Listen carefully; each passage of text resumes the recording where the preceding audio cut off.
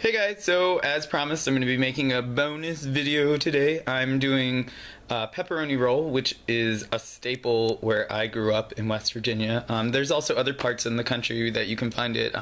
Western Pennsylvania, Ohio, Western Maryland, but primarily in West Virginia. It actually originated in Fairmont, West Virginia in 1920. I'll put a link in the description to the Wikipedia article that I read about it. The recipe I'm going to be using today is from allrecipes.com. I will also put a link into that. But let's get started. Alright, so to get started we're going to need a few basic things. No, we're not going to need my tripod. I'll be using that eventually. But we're going to need 3/4 of a cup of sugar, 5 cups of all-purpose flour, or 1 times 5 cups of all-purpose flour, as I just said, 2 beaten eggs, 1 cup of warm water with a teaspoon of sugar, and 1 package of active dry yeast, or 1/4 of an ounce if you have a measuring scale, an 8-ounce package of pepperonis. I am actually using a stick of pepperoni. Where I grew up, I seem to be the only person that liked it when these ended up in our school lunch with really thick slices, so that's the way I'm going to make it. You will also need 1 cup of melted butter.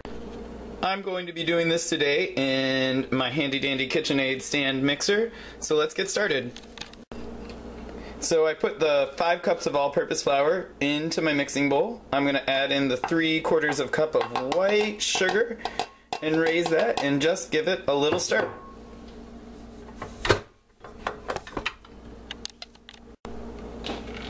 Alright, so I'm going to add my yeast and water mixture to the bowl and just give it a nice little mix. While that's going together, I'm going to put in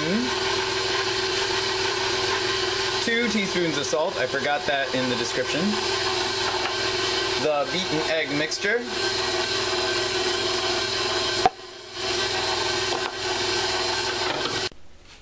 Alright, next up is my 1 stick of melted butter, or 1/2 cup.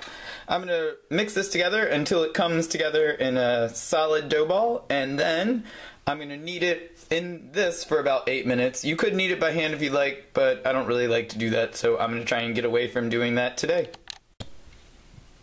Alright, so as it turned out, my mixer wasn't really feeling me today, so I'm going to end up kneading this by hand for a little while.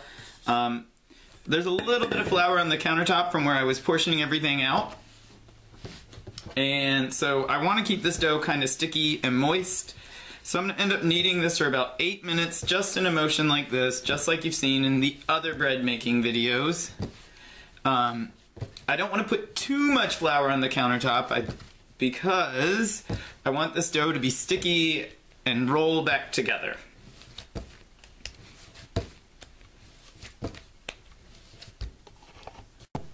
Alright, so I've talked about this in some of my other videos, but it's really important if you're kneading bread by hand that you want to make sure that you're pulling a window pane test. Here's a little piece that I pulled off a little while ago.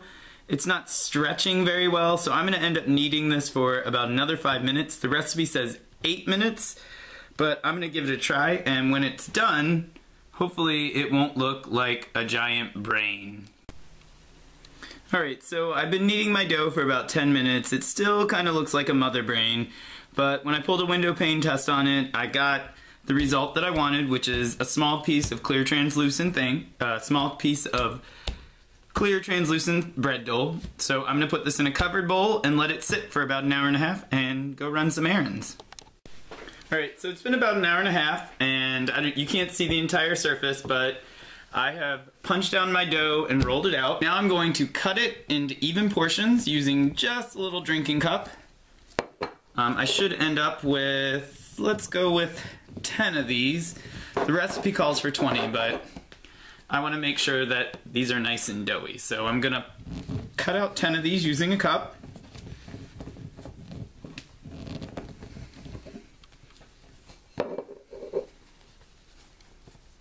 Just like that. If you have a dough cutter or a biscuit cutter, that'll also work. I don't know where mine is, so I improvised a little. I am using glass, so I'm not putting the full pressure of my body behind this, and I'm just kind of doing this rough. A little bit in rough portions.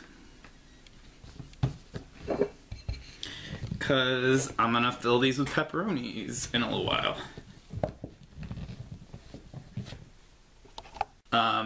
I've flattened that out a little bit. I'm going to put 2 slices of pepperoni in there. I have 1 left over to snack on once these go in the oven. And my friend Brenda from high school, she said that she likes to put pepper jack cheese in hers, so this is for her. I have a little bit of pepper jack cheese left over from last night's dinner.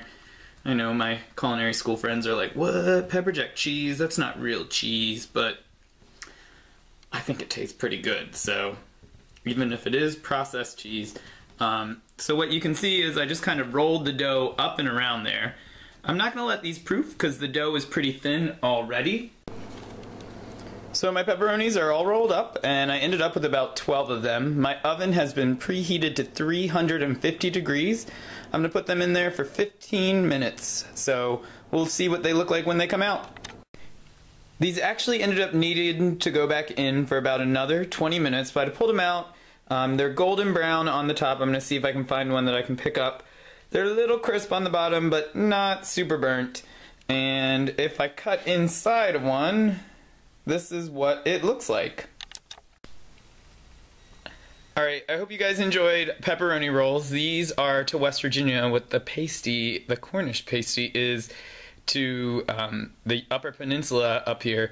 I hope this works out really well for you. You can dip these in ranch dressing or a marinara sauce. I personally prefer ranch dressing.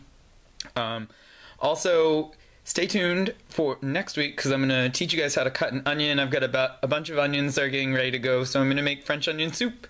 Enjoy!